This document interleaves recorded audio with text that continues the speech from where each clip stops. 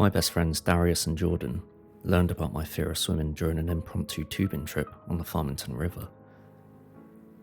The summer after I turned 26, Darius and Jordan took me to Foxborough Park, a park that ran alongside the river. Foxborough Park had recently undergone improvements as a part of the town's beautification project. My parents once described the park as being overrun by druggies and dropouts. After the project completed, the town's lily-white, upper-middle-class community became a mainstay of the park.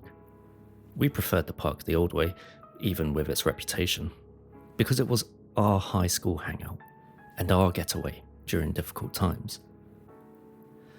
The wonders of gentrification, Jordan said, gesturing to the Black Bear Cafe, a cute log cabin-style restaurant nestled on the bank of the river. Sure, it looks quaint, with all the people sitting at these dining wood carved tables, but a single appetizer will clean out your wallet.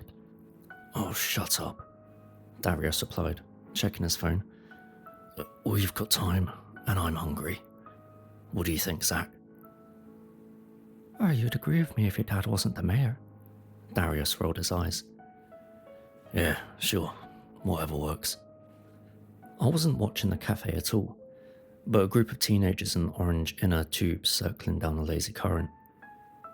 Though the water flowed slowly enough for them to text, I felt a tinge of nausea through a burst of acid reflux. Hey, how long is the ride, guys? Well, the current is slow, so probably a couple of hours, Darius said, scanning my eyes. You okay, man? It's not like you can't swim, Jordan quipped. Wait a minute. I don't think we ever swam together before. I can swim. I shook my head, attention still fixed on the water. I just haven't done it in a long time. Darius patted my back. You probably won't need to. The water's really shallow most of the time. Jordan chuckled. I don't know. I think my CPR certification expired. Darius elbowed Jordan, who jumped back and yelped. You guys are so uptight. Nah, your jokes are just old, bro. Zach, we don't have to go if you don't want to. It's not that, it's just been a long time since I've done this. Tubing or swimming? Both. You have nothing to worry about, Darius said, smiling. It'll come back to you. I nodded as we walked towards the cafe. He didn't realise how right he was. As Jordan droned on about gentrification and snooty-hide residents, the memories came back to me. Memories of being 9 and drowning in the river. Memories of my late brother swimming frantically my way as I screamed and slipped beneath the surface. Sitting outside, ordering food and engaging in conversation felt all too much like clockwork. Over the years, I learned to tune my body into conversations while my mind tuned out. My brother's life felt like a blur most of the time, but the time he saved my life played so vividly in my mind on repeat. I locked this memory away for years, but now I remembered everything, including a feeling I had never acknowledged before of being pulled under, my body thrashing against the waves.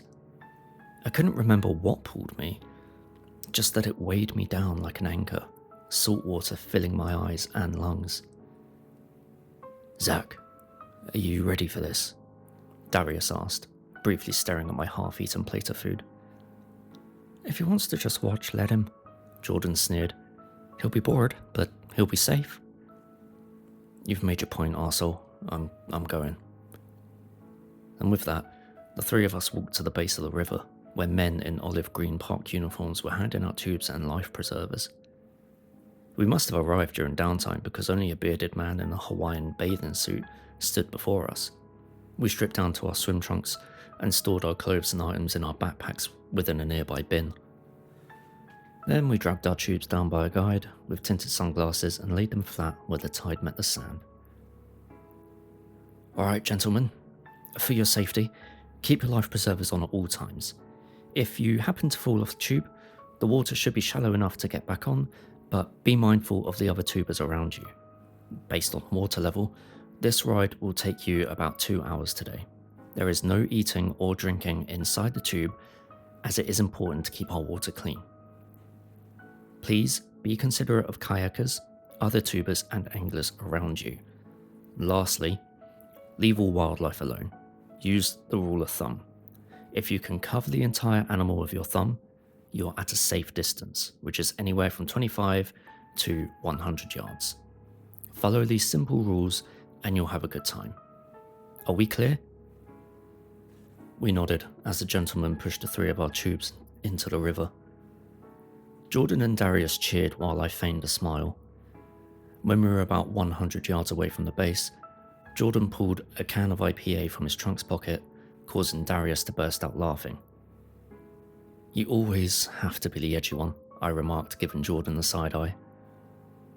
Jordan splashed water towards my tube but narrowly missed as it spun towards a bend. Live a little, Zach. For once in your milquetoast life, do something spontaneous. Like your YouTube channel, Darius groaned. He's not going to hunt magical ghosts or cryptids for views. I laughed, slapping my arm into the water, cutting a nice wave Jordan's way. Better that than being a knife salesman, Jordan jeered. Let's not kid ourselves, Zach. As the three of our tubes circled another bend past a group of young girls, I looked at the orange-tinted sky and smiled. It was good to be with Darius and Jordan, even if we were crudely roasting each other. For the past few years, the monotony of work and home kept us from enjoying each other's company too often. Darius worked for a tech company in Japan and only visited the States a couple of times a year. Jordan, on the other hand, was my roommate, who resented the fact that I worked too often to hang out and make YouTube videos with.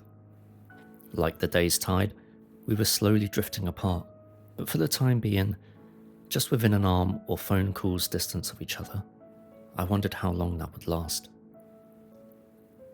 For the next hour, we joked and reminisced about better times as we drifted further down the river. A couple groups of tubers had pulled their rafts ashore to have lunch or join the fishermen. The park felt very much alive that day. The man in the Hawaiian bathing suit drifted nearer towards us as Jordan boasted about his next project. So, next week, Matt Drake and I are going to Green Lady Cemetery. He has new EVP gear, so we can try to communicate. You guys are more than welcome to come along. Thanks, but I'll pass, Darius scoffed. You tell Zach to get a real job, but look at you, dude. As we continued to travel down the river, the old man's tube drifted closer to ours. He was listening to our conversation, not caring if we caught on. When Jordan told his story about getting chased by the ghost of Samson Rock, the man laughed heartily, causing his white Santa Claus beard to bounce off his large belly. You boys sure enjoy some tall tales, he said as his tube pulled up next to ours. The three of us stared at him blankly as he introduced himself with a slight Scottish brogue as Matty MacDonald. Well, sir, Darius said, visibly indifferent. That only makes Jordan. Actually, I chimed in, to the surprise of Jordan and Darius. I enjoy the stories. I just don't believe in most of them. Matty flashed me a chip-toothed smile, laughing heartily once more. Then maybe the two of you would enjoy the tale of the river serpent. Have you heard it before, boys? We shrugged. Jordan started and then stopped mid-sentence, admitting he surprisingly hadn't heard that one before. Jordan was so inundated with folklore, cryptozoology stories, and hearing his own stories, that we were equally thrown off by his loss for words. Ha! I'm not surprised. People don't tell serpent stories around these parts anymore, but when I was little, it was all anyone talked about. When I was a wean, and my family was fresh off the boat, my mother forbade me from playing by the river. She heard stories of boys being pulled under. The boys that lived to tell about it described the sensation of sliminess and sharp scales. The stories of a river serpent spread like wildfire.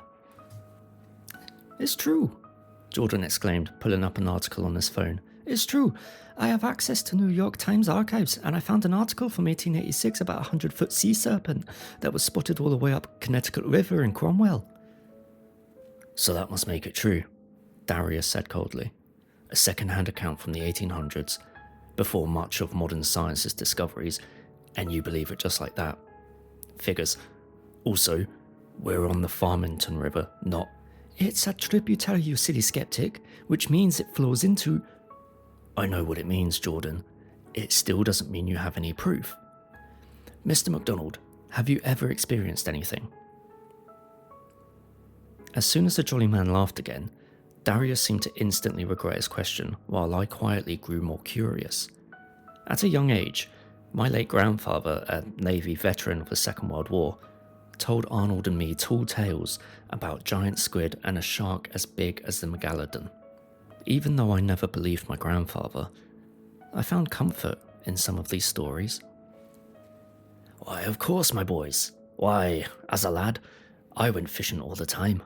I caught mostly trout in those days, but I remember one night, something heavy tugged up my rod, and me under. It was the most violent force I had ever felt. Had I not let go of the rod, I would have been like all those other boys. I haven't been fishing around these parts since. My poor Macman, or what you call grandson, died looking for it. Whoa, Jordan said, jaw agape. Oh, Darius murmured. I'm sorry for your loss. Thanks for telling us your story, I said as Maddie's tube started to drift further from ours again. Hey guys, why are our tubes going slower than his? Oh shit, Darius said, looking over the side. There were a few small holes in the seams of each of our tubes. We better bring these to shore. Darius hopped out of the tube and noticed that the water was shallow enough that he could walk. He motioned for all of us to step out of our tubes. We all hopped out, the rocks digging at our toes, seaweed between the crevices. As a strand of seaweed wrapped around my leg, I squirmed, thinking back to the slimy feeling I felt that day that I almost drowned. Until that moment, I hadn't thought about that particular feeling because the memory of drowning was so overwhelming. The slimy feeling triggered another memory, the fear of looking down. It wasn't only when something pulled me under, but every time I entered the water thereafter. I never ventured further than a few feet into a pool, river or ocean, fearing what I couldn't see. After we pulled the tubes to shore, Jordan stepped aside to start yelling obscenities into the phone, most likely at his girlfriend, whom he was fighting with for the umpteenth time. Darius motioned for me to come over and commented that I looked totally zoned out. Zach, you okay, man? Yeah, I said instinctively, not looking back at him. The wet sand beneath my toes reminded me of the first feeling I recalled when I woke up gasping with my grandfather looming over me, his meaty fingers locked over my chest. A small crowd had gathered around us, their faces drifting in and out of focus. For years, that moment had been a blur, a frightening, overwhelming blur that stayed in my mind's black box of repressed childhood memories. I call bullshit on that. Yeah, I replied, awkwardly laughing. I looked towards Jordan, who was dragging the deflating tubes up the hill, towards a park worker. When he was out of earshot, I said, I almost drowned here when I was a kid. Drowned? I'd fallen out of my tube. I could swim, but something like a rip current pulled me under. I thought rip currents only happen near the sea. Well, that's the thing. It makes no sense, but I don't know how else to explain it. Darius put an arm around my shoulder and stood with me for a moment. I'm so sorry that happened to you, Zach. I can't imagine what it felt like. No wonder you were all quiet today. Yeah. Ugh. I hear Jordan raising his voice. I'm gonna go check it out and hopefully stop him before he gets thrown out of the park. Are you good here? I will be. Thanks for doing that. I really don't want to talk to him right now. Someone has to. After hearing the words, Jordan, you idiot, I headed down the bank to clear my head. On any other day, I would have stepped in to help, but my thoughts were too many miles and years away for me to care. After Arnold and my grandfather rescued me, I didn't think much about what happened to me or how it affected me emotionally. At that age, my life moved on normally and was filled with too many school days, birthday parties, and karate practices for me to really care about the past. When my brother died unexpectedly a year later, I felt like I was drowning all over again. I was racked with guilt for not being able to save my brother the way he saved me. On my most miserable days, I even thought about going back in the river and waiting for an unexplainable force to pull me under again. As I walked further down the bank, I struggled to find the exact drowning spot or anything that remotely resembled it. Maybe the current was too high, maybe the shadows blanketing the river made it too difficult to see. Either way, I lacked the focus to continue and sat down by a large boulder. My head throbbed. For some strange reason, my jaw was throbbing too.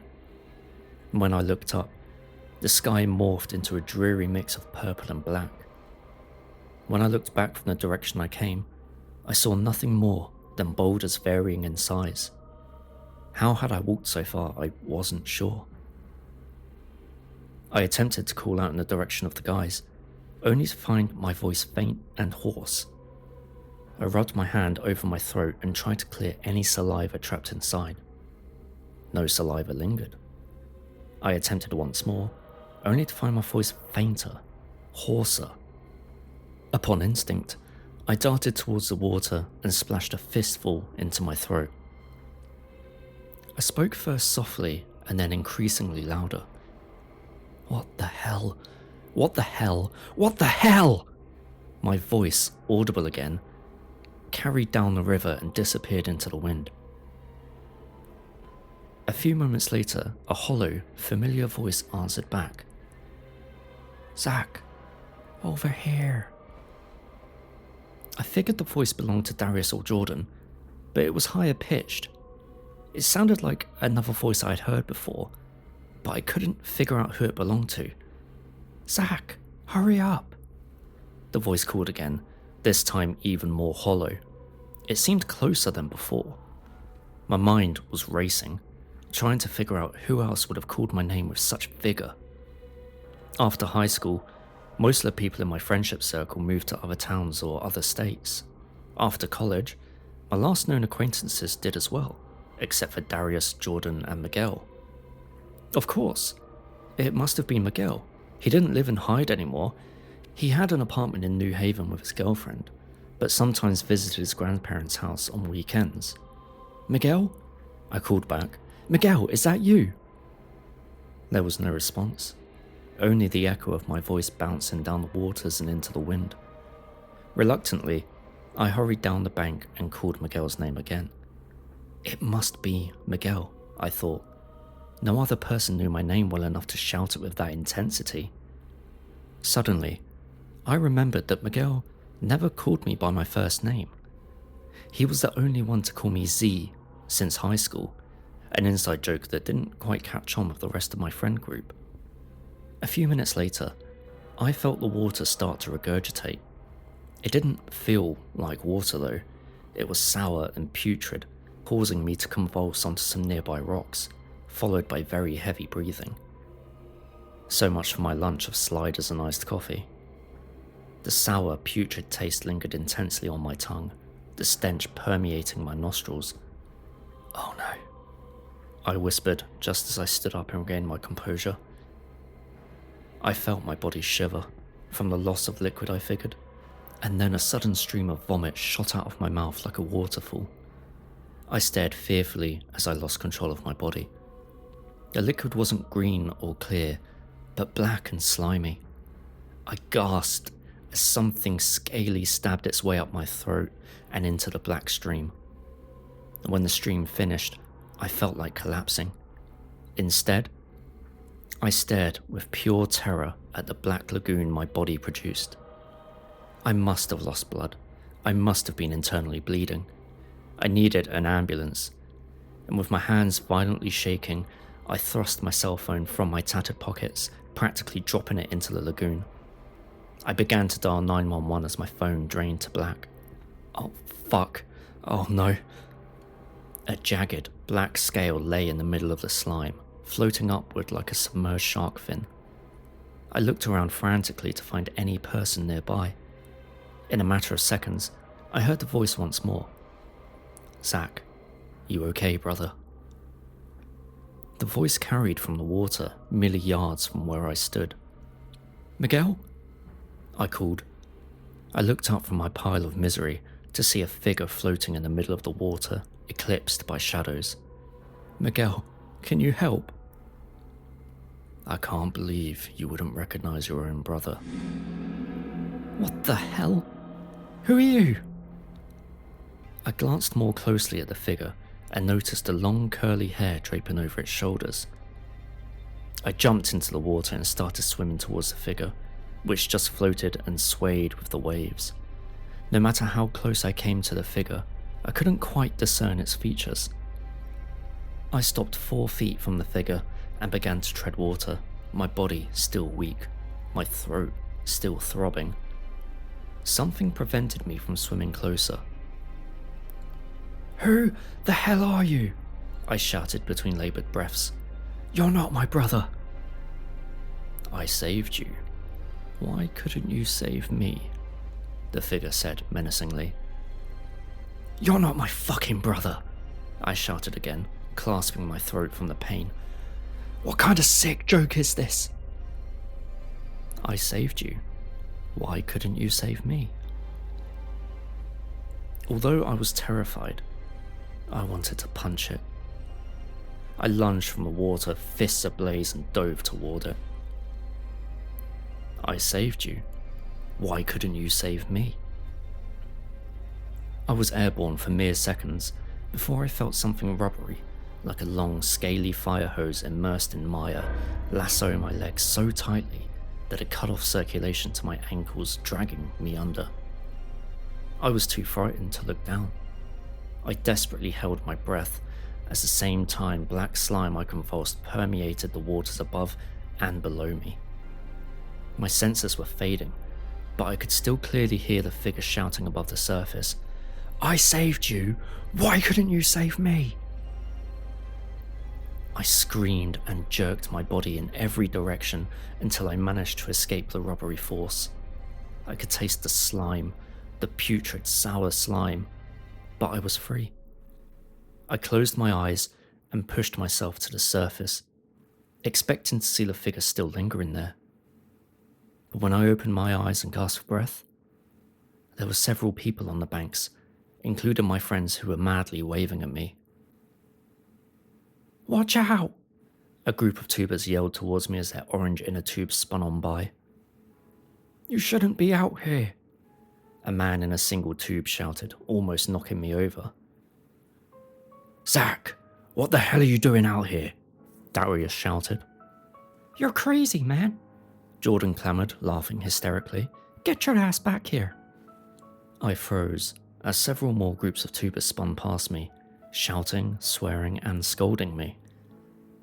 When I could manage to move my head, I scanned my surroundings for the figure, but it vanished, along with my puddle of black waste back on shore. Do you need help? Darius shouted as another tuber span by, giving me the bird. No, I'm just a little winded. When the coast was clear, I swam to shore. Darius and Jordan grabbed me by the arms and pulled me up. You don't look good, dude. I don't understand. I threw up right here. There was blood everywhere. You threw up blood? They stammered in unison. Where's the blood, Zach? Jordan spouted. I don't see any blood. You sure you didn't hit your head out there? No. There was blood, I don't understand. Let's get you to the medical station, Darius stated firmly. Actually, I think I'm good. Okay? Yeah, I lied. My arms got pretty marked up and, you know me, I freak at the sight of blood. I think I threw out water and got confused. Sorry, guys. Okay, so why were you in the water? Darius asked, arms folded, biting his lip. I thought you were too uncomfortable to swim. I wanted to wash off the blood, and then I had the urge to swim to take my mind off things. I thought you didn't want to swim. Jordan postured, scratching his head. None of this makes sense. I hated lying to them. I was bad at lying, and my friends could always tell. This time proved no exception. I knew, however, that Darius would take the overly cautious approach, and Jordan would gush over my story and exploit my state of mind as an excuse for some supernatural expedition for his YouTube channel. Before I dug a deeper deception hole, a yelling woman redirected our attention. At first glance, it seemed like nothing more than a mum scolding her 10-year-old son. But the question, "What are those marks?" sparked our curiosity. We cautiously walked down the bank in their direction. We tried to be discreet, but our quizzical looks, hushed questions like, "What did she just say?" and Jordan's snickering made our intentions and presence obvious. We had fallen into the mode of the small-town gossipers when we'd swore we'd never become when we left for college. Our curiosity quickly turned to concern upon seeing the jagged slash marks on the boy's arm. The woman shook the boy and kept repeating questions such as, "What happened, Kalen?" and "Are you okay?" He didn't respond. Kalen kicked a cloud of dirt underneath him and stared blankly into his mother's eyes. His blue eyes were unblinking and vapid. No matter how hard she shook his shoulder or how loudly she yelled, he remained unfazed. "I'm sorry to intrude, but is everything okay?" Darius asked. The woman adjusted her shirt, wiped her face and nodded. "Can I get help?" "No," she said, sniffling. "Kalen's on the spectrum. Sometimes when stuff like this happens, he shuts down. I'm sorry, I must have sounded like a crazy person."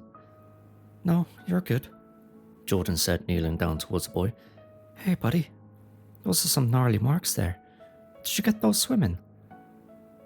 The boy didn't respond. He was staring in our direction now with the same vapid expression. "Kalen loves swimming," his mother insisted. "He's a very good swimmer, but I tell him not to go out too far. I should have kept an eye on him, but he hates when I'm watching." "Where did you get those?" the boy whispered. It took a few moments for me to realize that the boy was speaking to me. His eyes were wide now and almost fearful. Kalen stared intensely at my leg, which I hadn't realized until that moment shared the same set of slash marks. I grimaced. "Where did you get those?" I got beat up swimming." "I hate it when people lie," the boy replied, raising his voice. He was still staring at my marks. I was taken aback at Kalen's alarmingly accurate perception. "It got you too." "What?" I stammered. What did you say?" "I hate it when people lie," the boy repeated, this time shouting on top of his lungs, sky blue eyes locked deeply on mine. Jordan and Darius exchanged worried glances. Kalen's mum reached to grab his arm, but he smacked it. "It got you too. It will get everyone." I'm so sorry, he's never like this. Let's go home, honey." Before any of us could ask Kalen what he meant, his mother grabbed him by the arm, dragging him forcefully away. His face turned many different shades of red. As Kalen's mum pulled him down to the bank, he screamed, "It got you too. It will get everyone. It got you too." "That was terrifying," Jordan said after a long time. "Maybe you should tell us what the hell is going on," Darius remarked, glaring uneasily at the boy until he was out of sight. "Let's start with how you got those marks, and save us the lies." You wouldn't believe me.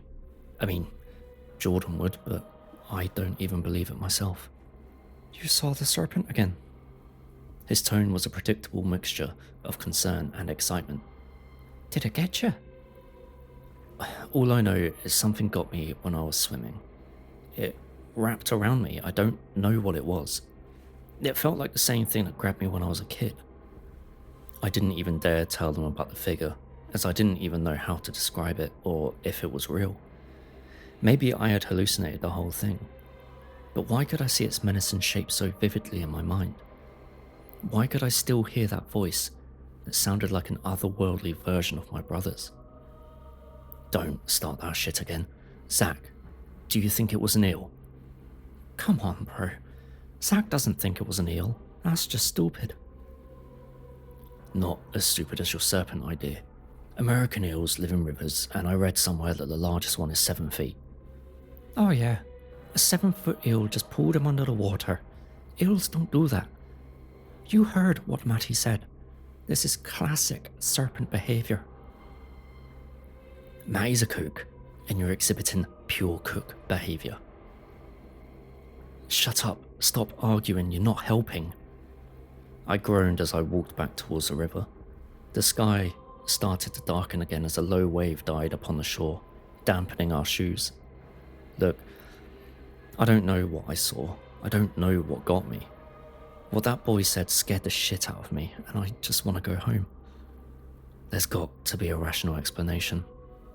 Darius, nothing about this day is rational. Oh god, Jordan, why are you getting into the water? Jordan! You guys didn't hear that? Some girl is calling my name. What the hell? Who is that? By the time Darius and I reacted, Jordan stood waist deep in the water. A moderately sized wave smacked his forehead, rapidly washing over him. Jordan jumped up, hastily wiping his eyes, and trudged forward. Rain started to cascade down from the velvety black skies.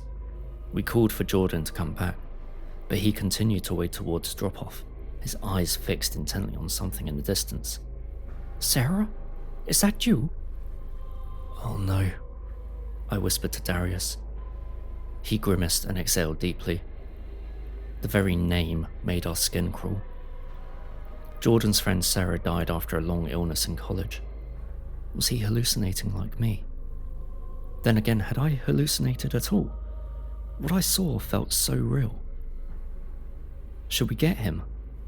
I don't even know. As the rain crashed over Jordan, he screamed, his arms visibly trembling. Sarah, come back! Jordan, that's not Sarah! I shouted his way. The sound of the crashing rain and waves distorted my voice. He continued to scream, his entire body shaking now, his skin colour draining to an awful pale. Jordan, get away from it! It's not Sarah! Screw it, I'm going in. Before I could dive in, Jordan was already rushing back to the shore. He sprang out of the water and onto the dirt, now rapidly speeding up the grassy knoll towards an opening in the woods. Jordan's trunks were tattered at the seams, with 3 jagged slash marks running horizontally down his right leg. Without even looking at each other, Darius and I raced after him, almost tripping on a lopsided boulder midway up the hill, which caused Jordan to gain additional speed. For a mere moment, I thought I saw a young woman in a hooded sweatshirt. When I blinked again, there was just a tall oak tree. Jordan, stop! Darius hollered, but by the time we reached the opening into the forest, he already had. He stood still for a moment, staring into the narrow path and an entrance sign that read, Red Brushed Trail. Only a few hikers were on the trail now, yet Jordan was staring intensely at their faces, trying to discern any feature that looked like Sarah's. Jordan, what did you see? She was right here. You don't understand. Sarah was in the water. Then she was running, and I couldn't catch her. Jordan, I said softly, Sarah died many years ago. You don't understand, Zach. Jordan's words were faint. His entire body was still trembling, trenched in water and goosebumps. That was Sarah. She was right here. I know. She died, but she was right here. Jordan collapsed to his knees and started sobbing uncontrollably. Darius and I knelt down with him and pulled him into our arms. We didn't know what else to do. For all of his faults, gullibility, and impulsivity, Jordan was still our best friend, and we had never seen him cry this way, not even when Sarah died. It was around this time that Jordan had thrown himself into a supernatural YouTube channel, the channel they had started together. That channel became his escape and mission to honour her. I feared what would happen to Jordan if the supernatural ever threatened that world of his. Darius and I didn't bother to question what Jordan saw. Once we helped him get under control, he expressed his desire to walk back to the parking lot. We didn't blame him. Unfortunately, it was getting darker, and the red brush trail was the only way we could return to the front of the park, which extended over 2 miles in length. We had no other choice but to head down the path. Jordan's face stayed red and puffy, his eyes looking somewhere far away. We knew of no words or phrases that would ease Jordan's pain. We may have been Jordan's best friends, but Sarah and Jordan connected on a much deeper level, ever since they were assigned lab partners in high school biology class. They shared the same undying love for horror, attending horror movies and conventions regularly. Jordan loved her deeply, even more than he did his current girlfriend, but was always too afraid to express that love. It's getting pretty dark, Jordan said, sniffling slightly.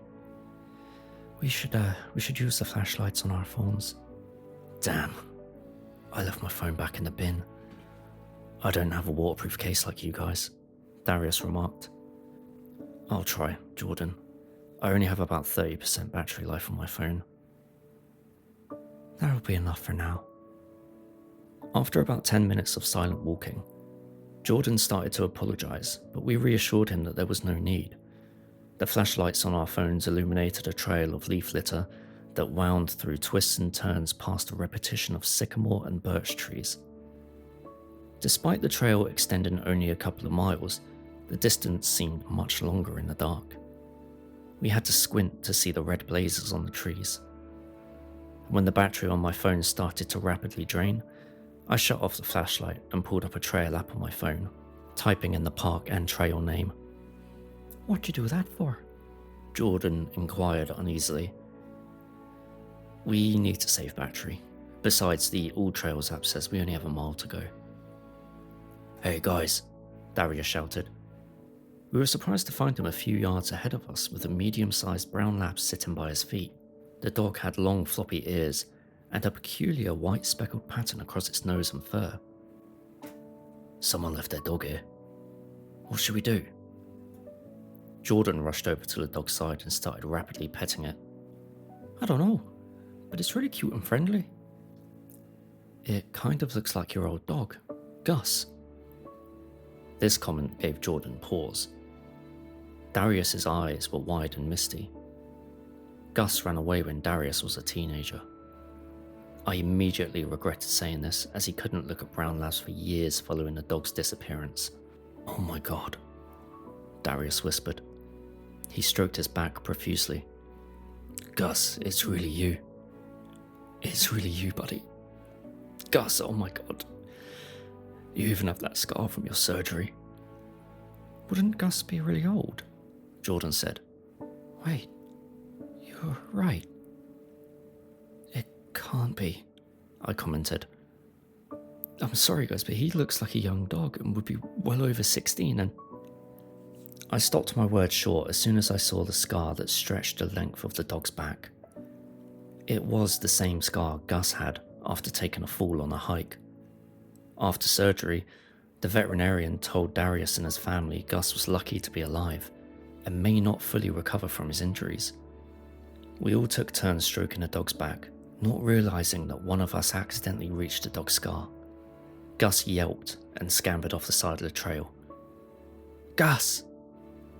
Our words echoed simultaneously as we took off after him. ducking under branches, stumbling out of the open into the knoll, prickers stringing to our trunks. Gus started down the hill and into the river, splashing through the waves that struck the shore. As Darius picked up speed and hustled towards Gus, rain cascaded from the sky once more. We could barely keep up with Darius, once the star of Hyde High School's track team. As hard as we hustled, he was no match for Gus, who sped around the shore's bend and out of sight. Darius doubled over, breathing rapidly. Darius was still about 50 feet in front of us when he rose and started shouting into the waters. "It's not my fault he ran away! It's not my fault!" We weren't sure why Darius shouted this phrase. We grew increasingly worried when he started repeating it. When we caught up to him, he was screaming on the top of his lungs. "It's not my fault he ran away. It's not my fault. You can't blame me anymore." I had never heard Darius scream like this. We grabbed his shoulders and pulled him back, and he still screamed into the waves until his voice was hoarse and he needed to catch his breath. I heard my father's voice, he said, whimpering just like Gus did. I heard his voice from the water. I heard his scornful, awful voice. "It's not real," I said. "It's not real. Darius, guys, I saw something in the water too. It was a figure that looked like my brother. It wasn't my brother though." "What's doing this to us?" Jordan whispered, still holding on Darius's arm. "It doesn't make any sense." "When I was 16, Darius started. As he spoke, I noticed someone standing on a boulder in the distance, looking out into the ocean. It looked like the old man in the Hawaiian trunks, but I couldn't be sure. Other than him, the shore was completely vacant. My dad and I got into a screaming match when I came out to him. Gus got scared and escaped through the front dog door. We chased after him, but could never find him. This only made my dad scream and blame me more. I know this sounds crazy, but I heard those exact same words." "It's not crazy," I said, "unless we're all crazy." "You're not crazy." We turned to see Matty standing before us, this time wearing a plaid shirt over his trunks, devoid of any jovial expression. "I'm sorry to intrude, but do you live at the park or something?" Darius jeered. "No offense, but it's kind of creepy that you were always around us." "I know you're upset, but be nice," I said. "He wasn't the one who made you see those things." "No, you're fine," Matty responded in a solemn tone. The park is my backyard, and I heard the three of you screaming your lungs out all day. You can't blame me for being curious. You saw something." We nodded in unison. "Yeah, you saw your innermost fears and regrets." It took a moment to process his sentence, but we nodded again. "We saw visions, Matty," I said. "We saw them in the water. My brother, Jordan's deceased friend, and Darius's dog that ran away years ago." "What the hell is happening?" He sighed. You don't have to see the serpent to be affected by it. It makes you see your innermost fears and regrets deep within the water. It lures you that way." I felt something pull me under when I was 9, and today, right after I saw a figure that looked like Arnold. I knew it wasn't my brother, but it got me anyway. "Wait," Darius said. This is insane. I know what we think we saw, but it could be our mind playing tricks on us. You know, the power of suggestion or something." "You're reaching," Jordan patted his back. "We know what we saw." "Maybe I am, and maybe we did, but it's a reach to say it's some mystical sea serpent." "How can you be so sure?" I was shocked by my own words. I wasn't one to fall for paranormal or cryptid stories, but we had no other way to explain what we saw. Maybe Matty was a kook, like Darius claimed, but at least he had an explanation. Matty rolled down his sleeves and grunted. Well, whatever you decide to believe, be careful out there. It's past this old man's bedtime. Matty bid us farewell and continued down the shore for another mile to the parking lot. By the time we grabbed our supplies from the bin and reached the front of the park, the skies were pitch black, and there were only a few campers by the shore and cafe. Only a handful of cars, including ours, remained in the lot. As much as we wanted to figure out what we saw, we were too tired and confused to carry on. Well, this was weird and terrifying, Jordan said as we approached our cars. I never thought I'd say this, but I never want to hear the words serpent or innermost fears for a very long time. Darius laughed nervously. For once, I agree with you. I don't know, I said. None of this makes sense. We can figure that out in the morning, Zach. I was surprised to hear those words come from Jordan's mouth. Or, not, Darius said as he stepped into his blue Ford Focus. Let's get some sleep, guys, and put this day behind us. Darius and Jordan drove out of the parking lot as fast as they could. I stayed. I couldn't leave after all that happened to us, not without figuring out what we truly saw. Upon a few more cars leaving the parking lot, I made my way to the lightless, misty shore. I wasn't sure what I was looking for, but trudged into the mist anyway, hoping that my presence would draw attention. My brother's voice echoed in my head, but I was pretty sure that was my imagination. It was easy to shut that out. But I also heard Sarah's voice saying, "There's something really cool in here." Mayor Johnston's voice followed, screaming, "You're a disappointment like my son." It wasn't clear if the words were coming from my mind or from the waters. But these weren't the words that Darius or Jordan heard. I also heard Gus howl too. These words and sounds consumed my mind so intensely that I barely noticed Kaylin's mum bundled in a large hoodie, her bare feet touching the waves. "Oh, hi there," she said with a slight smile. "I didn't expect to see you here. I don't think I introduced myself. I'm Irene, and you know Kaylin, of course." "He's out there again?" "Yeah. I'm not a bad mother, I swear. He goes night swimming with his grandfather sometimes." Not at all. I smiled slightly too as I spotted Kaylin breaking into a crawl stroke above the waters. "Wow, he's really good. How long has he been out there?" "Too long. Kaylin, it's time to come back. Kaylin?" "I can't see him anymore. Can you?" "Shit. Should I get him?" "I'm not a strong swimmer. If you could go out there and just tell him to come back, that would be great." I stripped my shirt and dove into the water, remembering what it was like to swim in the river so many years ago. I was a strong swimmer like Kaylin at 9, but too fearful to swim at night. As I thrashed against a wave, I could barely see or hear anything. The deeper I swam, the worse my vision became. When I pulled myself above the water, I started to panic. I no longer saw the shore above the crashing waves, only the blood-red moon eclipse in the sky. "Kaylin?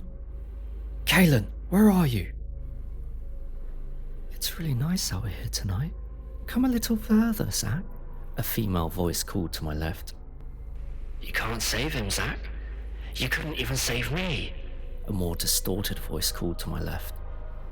"Bring me my goddamn dog back. It should have been my son." An even more distorted voice snarled. I couldn't tell where that voice came from. This voice was more menacing and echoed even deeper into the waves. When the voices ceased, something snarled from beneath the water, followed by high-pitched, muffled screams. I forced myself down under. My eyes didn't adjust to the darkness, but there was just enough light to see black sludge permeating the water above and below me. The sludge stung my eyes. I closed them and forced myself further below. The high-pitched scream grew more audible. My eyes opened in front of Kaylin, who slipped in and out of consciousness as the sludge permeated his body. I couldn't see beneath the sludge, but I reached out to grab Kalen from the rubbery and scaly entity constricting his body. Surprisingly, the body slipped from the entity and I pulled him above the surface. He opened his eyes and we were both coughing profusely.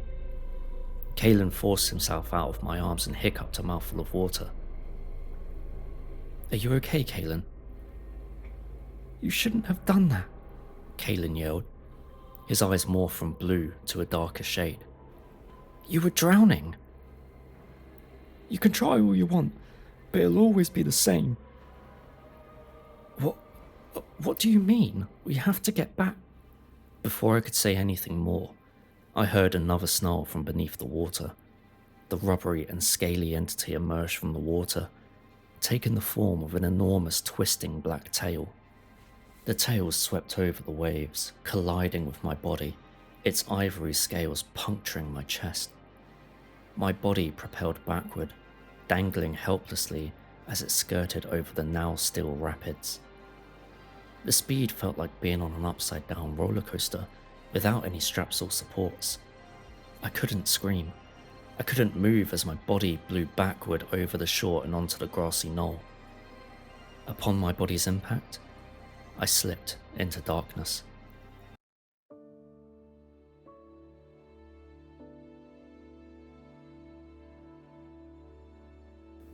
When I awoke from my trance-like state, the sun beamed through my eyes. For some reason, I felt stiff without any excruciating pain. My arms and legs moved without peril.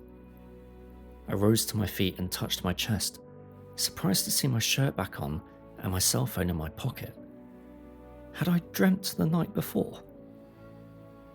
At that moment, Darius's power of suggestion and hallucination explanation seemed more logical, even though I couldn't quite make sense of it. If a giant serpent actually attacked me and my body impacted the knoll at roller coaster speed, I would have been killed upon impact. I also hadn't slept well the previous night and probably collapsed under the knoll, dreaming up my nightmarish encounter with Kalen and the serpent. It was all beginning to make sense. Or at least I thought it did. The three of us came to the river with our deeply buried trauma, and after hearing the story of the river serpent, we saw and heard what we wanted to. People hallucinated ghosts and demons for all sorts of strange reasons. I couldn't explain the psychology behind it, but figured this was the most satisfying explanation for the previous day's events. When I checked my phone, I found a number of missing calls from Jordan. With all the chaos from the previous day, I almost forgot he was my roommate. I texted the guys that I was okay and that I accidentally fell asleep in the park. As I finished the texts, I looked up to see Matty knee-deep in the morning tide. I rubbed my eyes to make sure I wasn't hallucinating again. "Matty," I shouted with glee. "You're a sight for sore eyes. What are you doing out here?"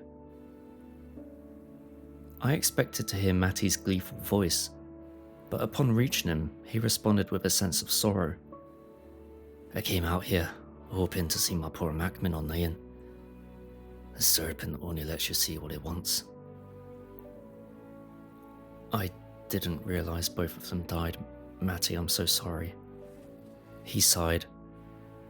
"Killian drowned looking for the serpent. Eileen passed shortly after, probably of a broken heart." My heart was exploding in my chest. My entire body felt nauseous. I excused myself and rushed up the knoll and projectile vomited black sludge onto the grass. Another scale floated upward like a submerged shark fin. After my body felt empty and lifeless, I blinked and there was nothing there but tall grass and in the distance, the sound of the cruel morning waves.